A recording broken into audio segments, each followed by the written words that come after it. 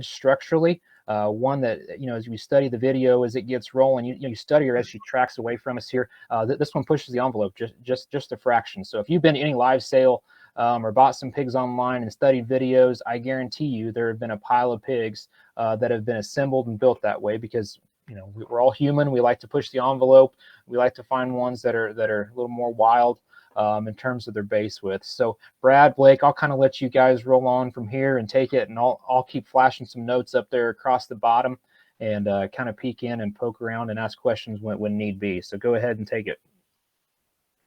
One of the main things I want to talk about too as we get into this, guys, is we never get to feed the same pig twice. Okay, and so I really want to look at this gilt's muscle and body width and flesh and look at that first rather than her body type or the things that we like or dislike about her as an individual. I really want to look at her more just in terms of where she's at in terms of muscle and flesh so that we can kind of get a little bit more out of this exercise. And I would say from a flesh and body width standpoint, she's pretty far along for her maturity pattern. And so I don't know about you, Blake, but that'd be one. Actually, before I say it, I want to get your thoughts. I'll let you kind of jump in there and get your thoughts. But I wanted to kind of set the stage for what we're looking at as we go through these 5 individual videos here.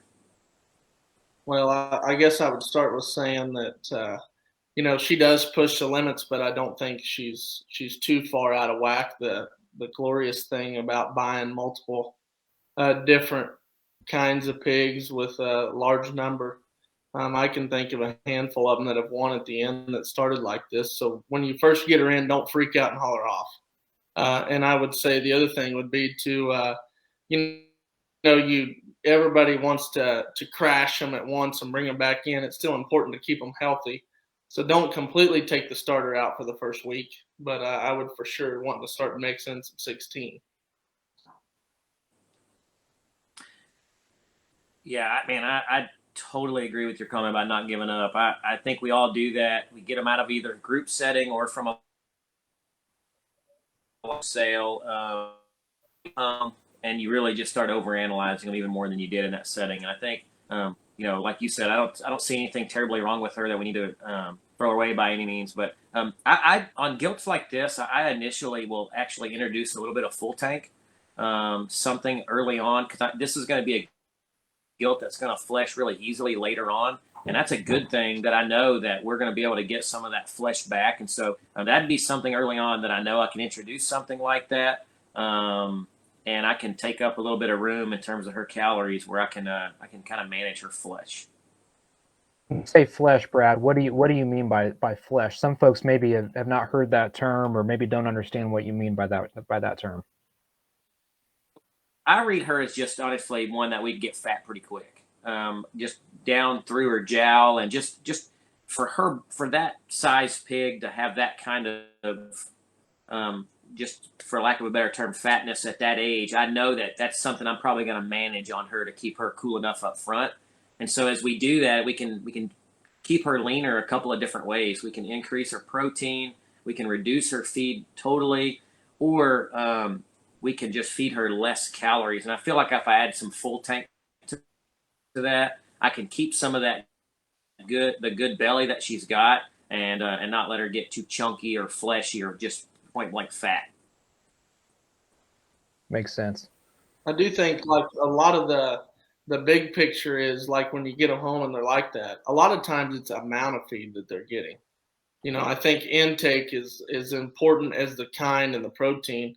I mean, a lot of them come off a self feeder where they can sit there and eat. There's a difference between if Brad and I sit at a self feeder, I'm obviously going to butt him out of the way and eat more. So obviously her head shape reads that she likes to eat. So I would say limiting feed to a cup or a cup and a half would benefit more than any drastic change, at the beginning when you first get her in.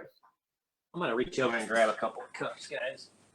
Yeah, so, that was going to be one of my questions to ask you, Blake, is how much would you, I mean, you answered it, but like when you're getting pigs into your barn, and we can kind of go through, each of them, but, this would be one of those perfect examples of they don't all have to eat 5 pounds, 6 pounds a day to start out with, right? I mean, we can really kind of manage, and I don't want to necessarily use the word manipulate, but we can get her back in bounds by just maybe slowing her down from the feed intake standpoint. It would be cool to me if we could have like a chart of how many pigs get ruined more because the amount that they Absolutely. intake rather than blaming it on a feed company. Like I would bring it right in and put her on a half cup of starter and a cup of 16, or do what Brad's saying with your full tank. And I think in 2 weeks you won't even recognize her. Right. Mm-hmm. Right. Yeah, I do think, and I get kind of geeky about feed when we think about something particularly, but we like to talk a lot of percentages, and I don't want to go down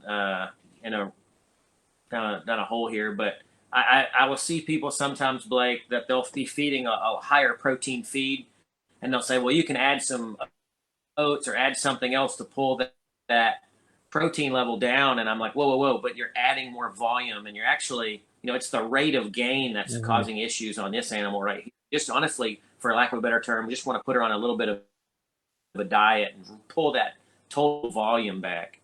So. Mm-hmm.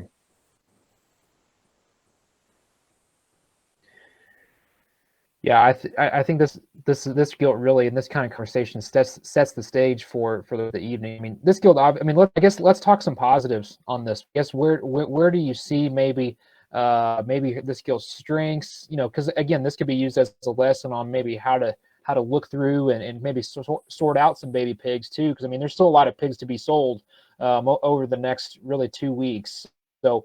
In terms of what we're seeing, and also let's talk and think about maybe endpoints. I mean, we don't have to beat this one to death. We work through, but let's maybe talk endpoint guilt that's built like this too. Well, for me, I think the center part of her kind of. Go ahead, Blake. No, you go ahead.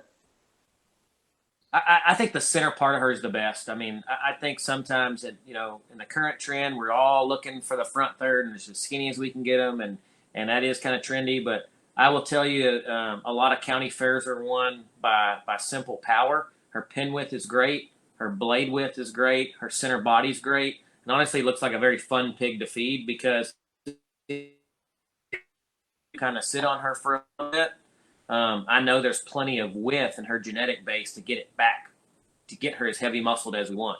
Not to get on the other one that's in that pen, but I mean, when we don't have enough muscle, sometimes it's a little bit harder to feed it in them. And so I feel like if I can pull something out of her, and that's when she's moving there, I think length of stride's good, center body cavity's really good, stoutness of jaw is good. So having muscle and body is not a bad thing. It's a great thing, and we want them to have it. So the fact that she's got it now, if we can manage it all the way through, that'd be a fun pig to feed. I'll take it one step farther and say that, even though she's wide out back, at least she's wide coming. Her consistency of width is there. I agree. So when you suck her down, it should both balance, and then you can bring her back the way you want. I mean, my biggest pet peeve on little ones is they're either big up front and little out back, or vice versa. At least she's got a big engine to pull the caboose, so I think it'll match up okay. Just got to be patient and take her slow. And I'll lead into this saying that pigs will tell you where they need to go. I still think that we're too far out when they're that size to say, well, this one's going to be shown on February 10th. Well, nobody knows that until they at least get to 100 1/4 to 150. I think that's really something to kind of take a bite of right there. That what Blake says, the pigs will tell you where they need to go. So, man, I can't tell you, like, you get tunnel vision on what you think they need to look like.